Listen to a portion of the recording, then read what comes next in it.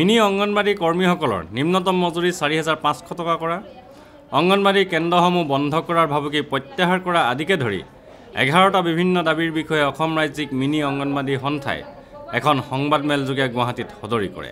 সংহতই শিশু উন্নয়ন প্ৰকল্পৰ অধীনত নিয়োজিত অংগনবাড়ী কৰ্মী তথা সহায়িকাসকলৰ বিভিন্ন দাবীৰ বিষয়ে সন্থাৰ মুখ্য উপদেষ্টা মুনীন মহন্তই কয়, আমাৰ ৰাজ্যখনত বিভিন্ন স্থানত ডাবল চেণ্টাৰ অংগনবাড়ীৰ সেইবিলাকে কভাৰ নকৰা এলেকাবিলাকত মিনি অংগনবাড়ী কেন্দ্ৰবিলাক হৈছিল আৰু আৰম্ভণিৰ পৰা তেওঁলোকে সব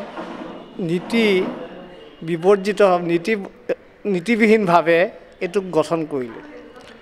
২৪০ পপুলেশ্যনৰ ঠাইত ৭০০-৮০০ পৰ্যন্ত পপুলেশ্যনত মিনি অংগনবাড়ী চেণ্টাৰ কৰি সেই শিশুসকলৰ লালন পালন সকলো দায়িত্ব এই কৰ্মীসকলৰ ওপৰতে কৰি আছে।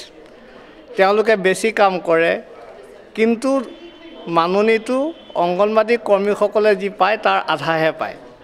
সমান কামৰ সমান মজুৰি তেওঁলোকে বিচাৰিছোঁ আৰু যিহেতু সহায়িকাৰ কামো তেওঁলোকে কৰে, গতিকে দুইটা লগাই ৪,৫০০ টকা মিনিমাম মজুৰি হ'ব লাগে বুলি আমি ভাবোঁ। অসম ৰাজ্যিক মিনি অংগনবাড়ী সন্থাৰ ১১ দফীয়া দাবী পূৰণৰ বাবে মিনি অংগনবাড়ী কৰ্মী সন্থাই অংগনবাড়ী সহায়িকাসকলৰ লগত ঐক্যবদ্ধভাৱে অহা ২১ মাৰ্চত অসম বিধানসভাৰ সন্মুখত অৱস্থান ধৰ্মঘট কাৰ্যসূচী ৰূপায়ণ কৰিব। সন্থাই ৰাজ্যৰ সকলো কৰ্মীকে এই কাৰ্যসূচীত অংশগ্ৰহণ কৰিবলৈ আহ্বান জনাইছে।